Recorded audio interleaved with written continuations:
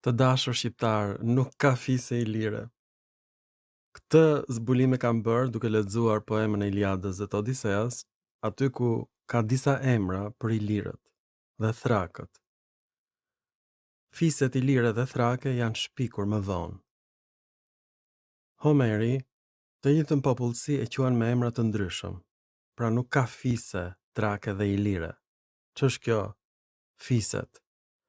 E gjithë popullsia ilire është quajtur nga Aristofani Kelidonoi, dallën ndyshet. Në veprën e tij Zogjt, ky ka qenë zbulimi im më i madh i të gjitha kohrave. Dhe emri Kelidoni përdoret vetëm për ilirët për shkak të klithmave të tyre në betejë që ju ngjajnë klithmave të dallëndysheve. Ky është përkufizimi i Aristofanit. Dhe këtë unë e gjej gjithashtu në fjalorin e Hezikisit të Aleksandris, ku thuhet që vetëm ilirët barbar quhen Kelidoni. Nuk ka fis Kelidoni në Greqi, vetëm në Iliri. Të gjithë ilirët quhen Kelidoni. Do me thënë që flasin një gjuhë dallëndyshesh me klithma. Tani, ju njerëzit Kelidoni do t'i gjeni në televizion, me mbiemra të ndryshëm, Murizi, Bushati, flasin me fjalë të pista, klithin, mallkojnë, por ka filluar dhe gratë ta bëjnë një gjë të tillë. Klithin dhe mallkojnë me fjalë të pista në televizionet shqiptare. Është bërë normë që shqiptarët të bërtasin se ndryshe nuk të dëgjon njeri. Unë kënaqem kur grekët ne na shajnë. Por Kelidoni është një sharje kaq e bukur që ju shkon shqiptarëve. Të gjithë jeni dallëndyshe të dashur shqiptar. Kelidoni, Aristofani e gjeti të dashur shqiptar. Sot u shkriva duke qeshur sepse fjala Kelidoni është përdorur vetëm për ilirët dhe nuk gjendet në veprat e Homerit, as në Iliad, as në Odisea. Është një krijim i vonë në fakt dhe përdoret nga Aristofani për herë të parë për të sharë ilirët, që klithin, që mallkojnë kur flasin, që nuk kuptohen kur flasin. Në fakt ilirishti quhet gjuha e pakuptueshme në tragjedinë Triptolemus të Sofokliut. Pra përdoret negativisht për dialektet helene që quhen ilirishti, ose gjuha e Ilionit. Në Hellad ka vetëm 2 shkëmbi, njëri në Korydela dhe tjetri është në Melanipeia, do të thot shkëmbi i zi i kalit, fjalë për fjalë, dhe kanë kuptimin pikërisht shkëmbi dallëndysheve ose shkëmbi i ilirëve.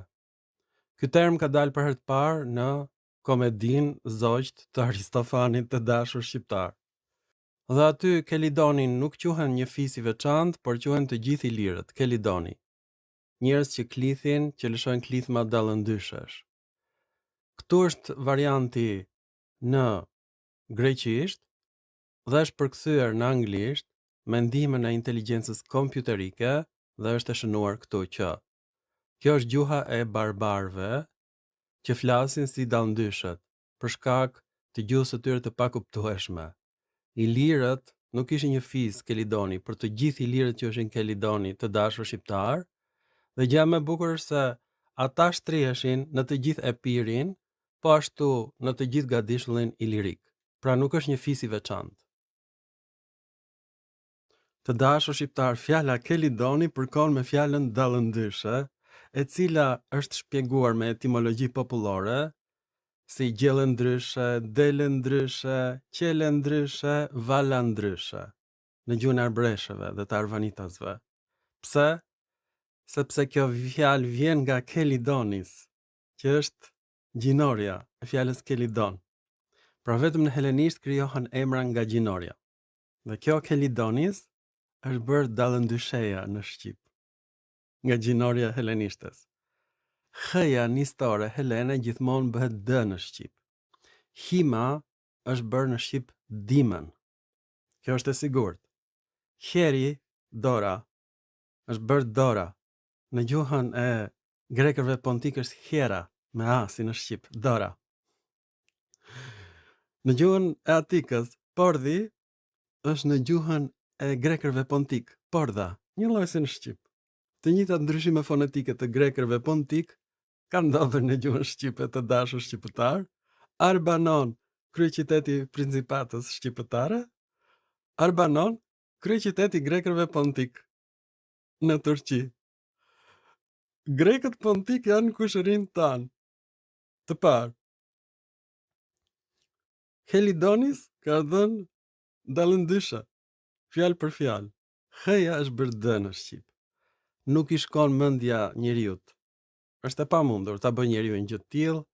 Këtë zbulim e ka bërë inteligjenca kompjuterike. Pra unë në filma të tjerë kam thënë që fjala dallëndysha përkon me dallan, që do thonë me u nda, dhe dysha.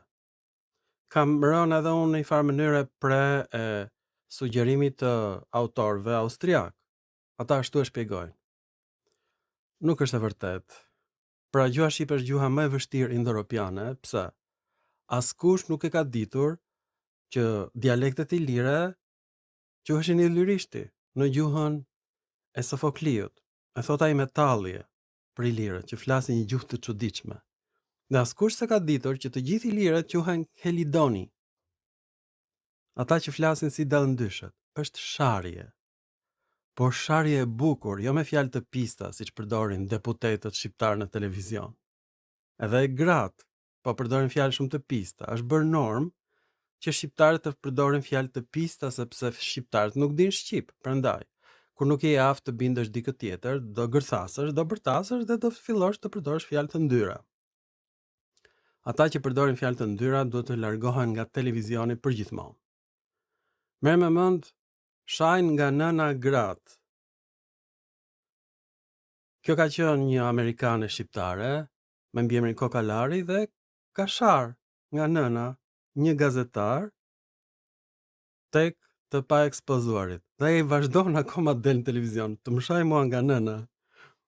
Një amerikane palaço shqiptare, po nuk dal më në televizion ose bëj televizion privat, nxjerr vetëm veten time, sepse është e rrezikshme të nxjerrësh shqiptarët në televizion. Thon marrëzira, çmendurira, të shajnë dhe nga nëna. Prandaj mos i ftoni shqiptarët fare. Dilni vet, bëni një prezantim dhe pastaj mbylleni programin. E kuptoni apo jo? Shqiptarët nuk mund të futen në programe se janë si dallëndyshe. Gërthasin, mallkojnë.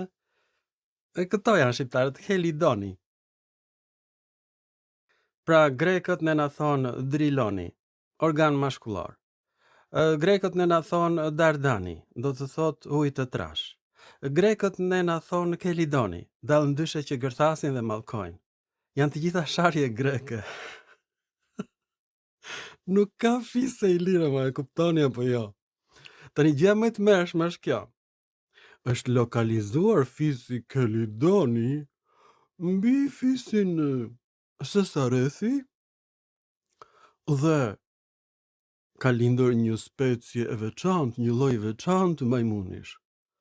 Dhe ky lloj majmuni, të dashur shqiptar, quhet Helenopithecus. Është shumë i ngjashëm me Albanopithecus.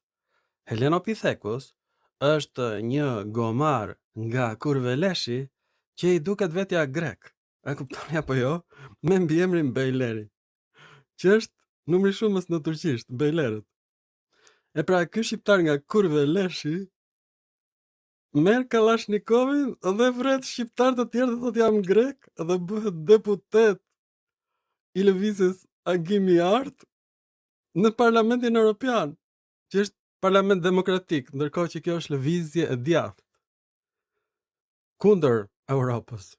Ky bëhet përfaqësuesi i forcave më reaksionare greke. Dhe tani ndërtohen hartat e Vorja e Pirit mbështetur mbi fisin grek Kelidoni. E kuptoni çfarë çmendërie? Aristofani tallet me ilirët, thoni janë dallëndyshe. 2000 vjet më vonë del një idiot nga Kurveleshi dhe thotë jam grek. I mbushet mendja që jam grek. Merr Kalashnikovin dhe vret shqiptar, pastaj bëhet deputet nga Greqia dhe pastaj ndërton Vorja e Pirin, mbështetur mbi hartat e fisit Kelidoni.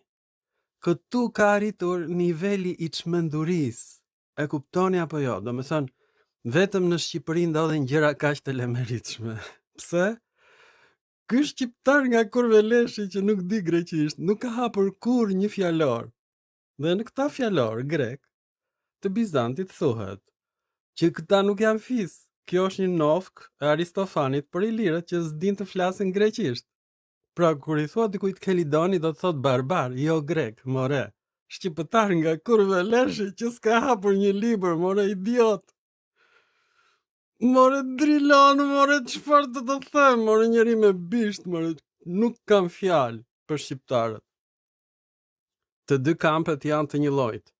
Albanopithecus thot, fjalët greke janë krijuar me fjalët njerokshë të shqipes.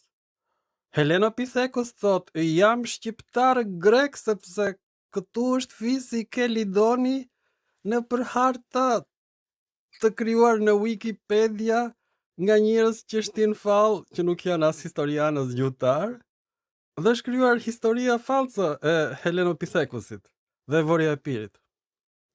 Të merë o të merë. Pra fjala Kelidon nuk ekzistonte në periudhën e Homerit, fare. Është krijim i Aristofanit, të dashur shqiptar për ilirët, tallje për ta që s'din greqisht. Domethënë, të thot dikush Helidon është arje shumë e bukur. Kelidoni, shqiptari, miru pafshim, Kelidoni, Kelidoni, Kelidoni.